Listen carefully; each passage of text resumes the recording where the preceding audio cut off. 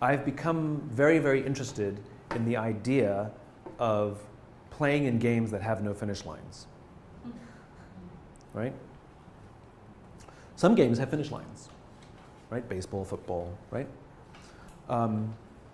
Getting a part is a finish line. You audition. There's a beginning, middle, and end. There's rehearsal and practice.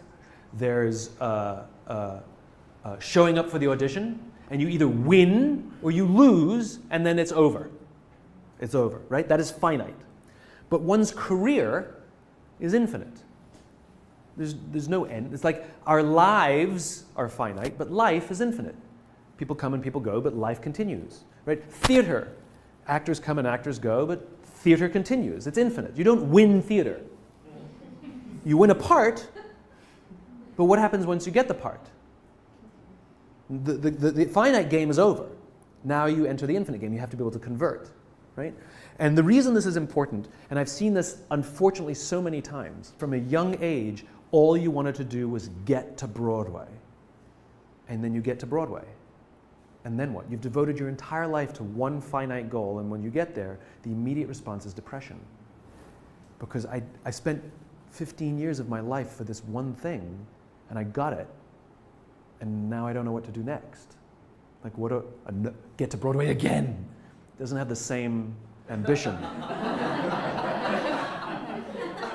It doesn't have the same passion. You know, you've devoted you're from Fargo, North Dakota, and that's all you wanted to do was get out of Fargo and make it to Broadway, and you made it, right? It doesn't have the same kind of passion. And this is because these are finite goals.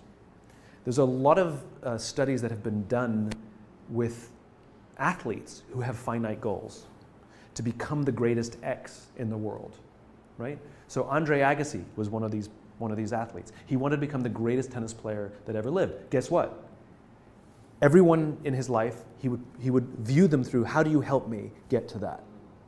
Everything was, how does this help me get to that? Everything was a transaction to how do you help me move to there? And then you know what happens? He achieved it. He became the greatest tennis player in the world. And you know what happened immediately after? Depression. Michael Phelps set out to become the most medaled Olympian in history. Do you know what? He achieved it. You know what happened immediately after? Depression.